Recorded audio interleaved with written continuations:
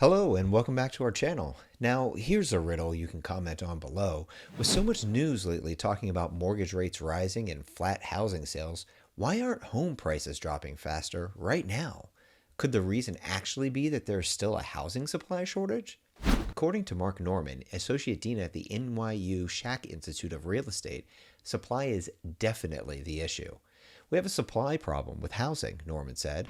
We'll see the price declines, but I think the income gains that we are seeing lately are still not keeping up with the prices that we are seeing in the market, in most markets. New home listings have declined by 22%, and there are currently over 2,000 fewer homes in the market compared to December 2021. As Norman pointed out, we're in a place where the housing can't keep up with the demand. This undersupply of housing can be traced back 20 years ago when there was underbuilding in the market. After the 2008 real estate crash, residential construction activities in the private sector never fully recovered to pre-crash levels. While home building has slowly increased over the last decade, it remains well below early 2000 levels. One reason for the underbuilding is that construction costs have increased significantly over the years. For example, the cost of lumber has skyrocketed, with prices up by more than 200% since last April. This has made it more expensive for builders to construct new homes, which in turn has led to a slowdown in the number of new homes being built. Another factor contributing to the undersupply of housing is the lack of available land for development. In many urban areas, there's simply no more land left to build on, which means that new construction is limited to areas that are further out from the city center. This can make it more difficult and expensive for people to commute to work, which can deter them from buying a new home in these areas. To address the housing crisis, some states and local governments are easing construction restrictions to increase the supply of homes.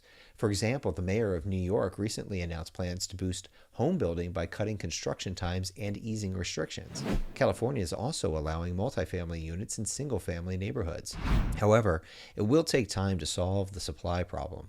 In the meantime, the housing market has been further impacted by sellers pulling listings from the market, as many prospective buyers remain on the sidelines, waiting for mortgage rates and home prices to decline further.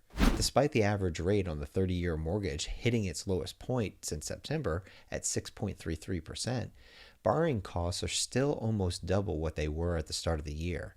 This has made it more difficult for some people to afford a mortgage, even if home prices do start to decline. In addition to the supply and affordability issues, there are also concerns about the overall state of the economy. While the job market is still pretty favorable, layoffs in the banking and tech industries have begun, with certainly more to follow. This will hit low-income earners in particular, who may struggle to come up with a down payment or qualify for a mortgage due to their income level. Another factor that could impact the housing market is the possibility of continuing rising interest rates. While the Fed has begun to slow down the pace of rate increases, they have pledged to continue to be aggressive about fighting down inflation. So further rate increases are near certainty in 2023. This will make it more expensive for people to borrow money, which could further reduce the number of people who are able to afford a home. So what does all of this mean for the housing market going forward? Well, it's difficult to predict exactly what will happen. It's likely that the supply and affordability issues will continue to be a challenge for many home buyers. However, there are some things that can be done to help address these issues. For example, increasing the supply of housing is critical to addressing the affordability problem. This can be done by easing construction restrictions, providing incentives for builders to construct more affordable homes, and investing in infrastructure to make it easier to develop new housing in areas that are currently underserved. In addition, there are steps that can be taken to help make home ownership more accessible for low-income earners. This can include programs that provide down payment assistance or other types of financial support, as well as initiatives that help people improve their credit scores or otherwise qualify for a mortgage. Finally, it's important for people to be aware of their options and to consider all of the factors that could impact their ability to afford a home. This includes things like the location of the home, the size of the down payment, and the overall state of the economy. By being informed and proactive, people can take steps to improve their chances of finding an affordable home and achieving the dream of home ownership. Thank you for watching. We hope this video has helped shed some light on the state of the housing market and the challenges that many people are facing when it comes to finding an affordable home. Why do you think the housing prices haven't dropped yet? We'd love to see your comments down below, and please hit the like and subscribe. It helps us reach out to viewers just like you, looking for news and answers about the housing market. We'll talk more next time.